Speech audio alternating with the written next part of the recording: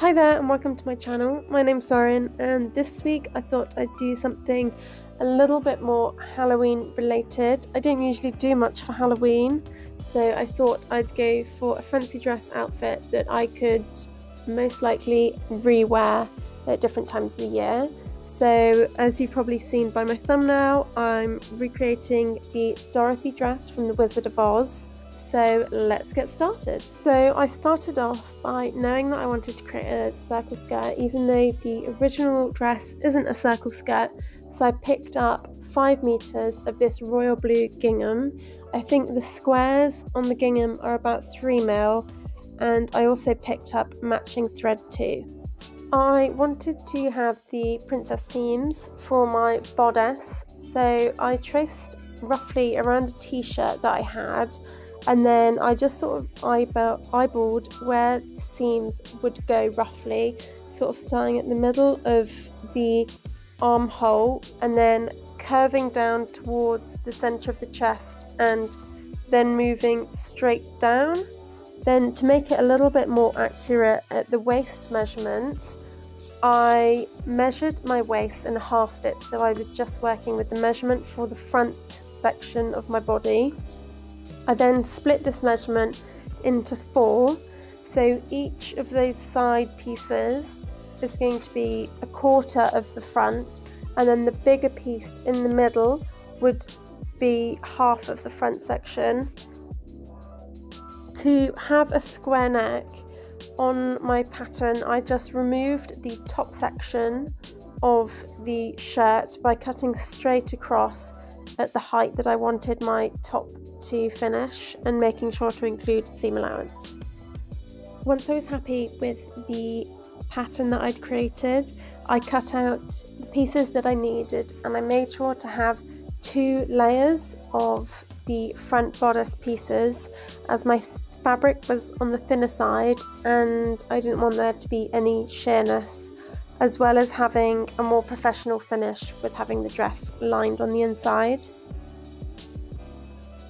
I then cut the back pieces, and as I want to have a zipper in the middle, I had 2 pieces for the back and they were both lined as well, so they were just sort of rectangles that were the same height as my side seam, and then I gave myself lots of extra fabric when it came to meeting in the middle.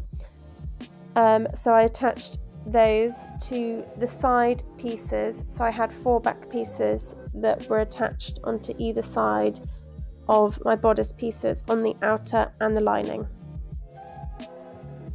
In the back section, I wanted to add in some darts to help give a more fitted feel in the back.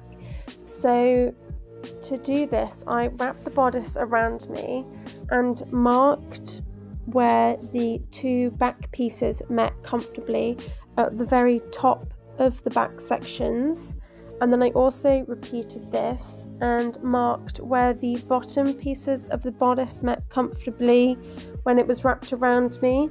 So this showed me how much I needed to take out between the top and the bottom of the dress, and it sort of gave me an idea of the size of dart that I needed to make the whole thing fit better.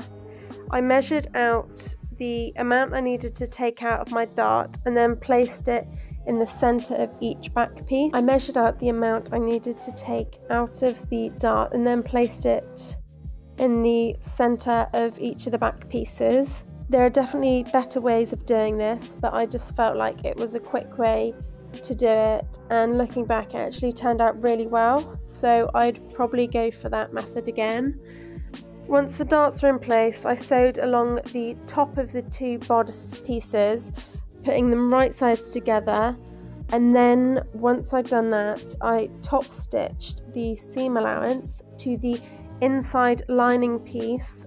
I did end up adding a stretch of elastic across the very top section, but I'll show you later on how I did that.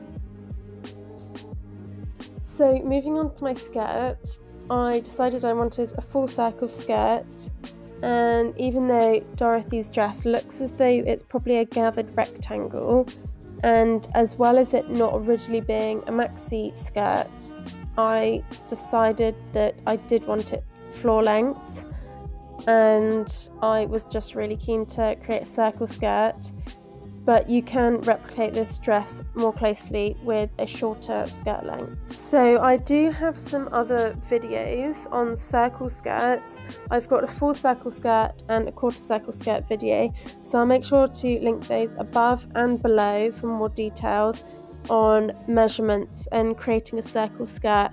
But I simply just sort of folded my fabric in half, and then I measured out the distance that I needed my waist curve to be, and then also the distance I needed the bottom of my skirt, the curve for the bottom of my skirt to be, and I cut those out. To finish the bottom of the dress, I just overlocked it and left it. I felt like the bottom of the dress was so far away nobody would really notice that I hadn't finished it off completely, and I felt like it still allowed it to fall quite nicely without adding too much weight or stiffness to the bottom of the hem. If you want to though, you could just do a simple roll hem all the way round, but as I was doing a maxi dress, it just seemed like a lot of hemming, and I just decided to avoid that.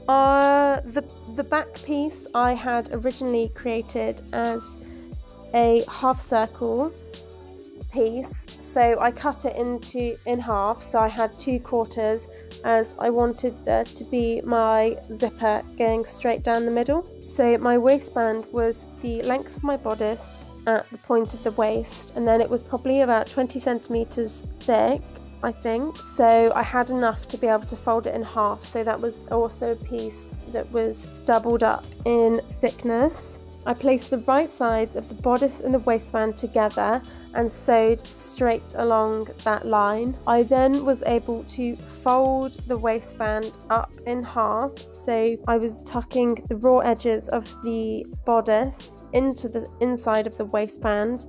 At this point I was ready to attach my skirt to my dress, so at the bottom of the waistband I just pinned and sewed the skirt waist onto that section.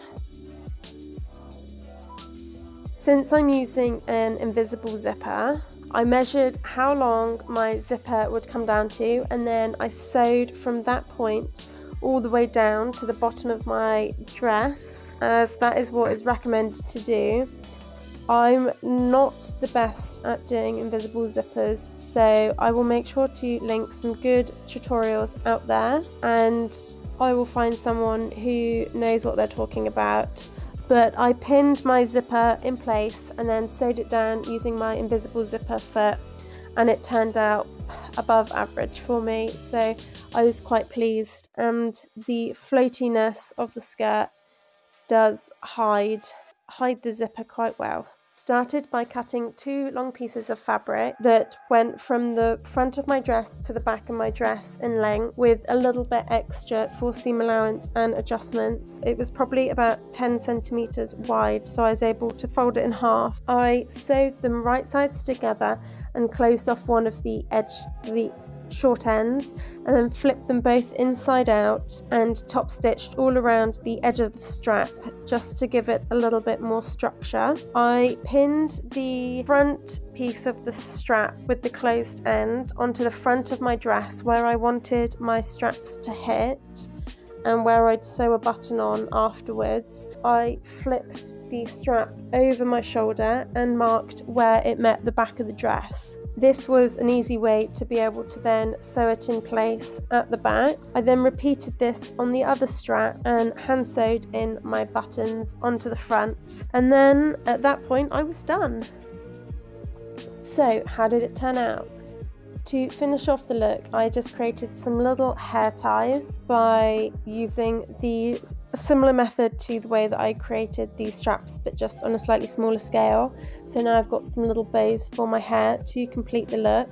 I don't often make circle skirts, but I do think that they're really fun and floaty, and I just love the way that they fall and create these beautiful waves at the bottom of the skirt. So I might look into making a midi circle skirt in a more wintry fabric. I love this dress, and it's definitely a fun one for fancy dress too. I think it's probably more of a springtime, early summer dress. However, I am looking forward to definitely wearing it next year then. I even managed to get my cat to join me to play the part of Toto for my outfit. Thank you for joining me on my fancy dress journey. I've got another gingham dress planned for my next video, so make sure you're subscribed and you turn on the notification bell so you don't miss it. See you then. Bye!